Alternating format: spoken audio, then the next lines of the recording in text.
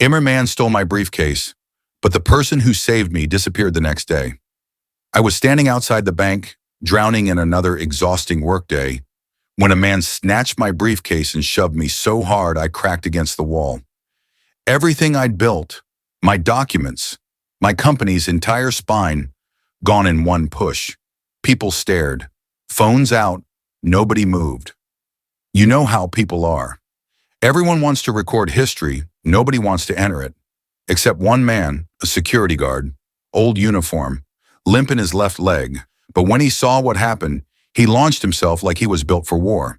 He tackled the thief, took punches, held on like loyalty was oxygen. When the police cuffed the thief, I ran to him. He wiped blood from his lip and muttered, "Just doing my job, sir." But that wasn't a job. That was heart. The next day I went back to thank him, reward him, anything. But he was gone, quit, disappeared, no explanation. And that sat in my chest like a stone. Life moved on. My business grew, fast. 3 years later, I was building my new headquarters, never forgetting the guard who vanished after saving everything. Then came hiring day for my new head of protection, ex-military, elite officers, veterans with medals heavy enough to pull their shirts down. Then the last candidate walked in. It was him, same guard, thinner, tired, eyes carrying miles of life, and he wouldn't even look at me. He placed his worn file on the desk and said, "Sir, I don't have qualifications, but I'm loyal.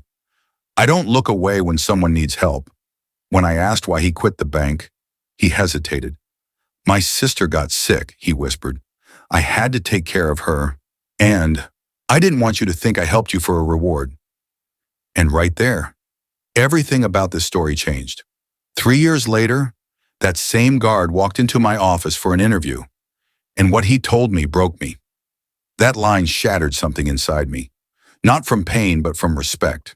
A man who saved my livelihood, disappeared quietly, and carried his family alone, just to protect his dignity. I stood up, walked to him, and placed the company's gold access card in his hand. "From today, you're not protecting a building. You're protecting the future you saved before it even existed." He froze, eyes red, chest shaking.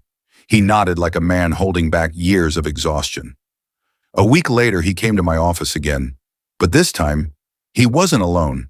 A young woman stood beside him, leaning gently on his arm, soft smile, healing in her face. "My sister," he said quietly. "She wanted to meet the man who gave us our life back." That moment punched the air out of my lungs, because it hit me. Loyalty isn't bought, it's earned, it's lived. It's the quiet bravery people choose when nobody's watching. And somehow, the universe pays it back with interest. If this story touched you, share it. You never know who might need this reminder today. And follow for more.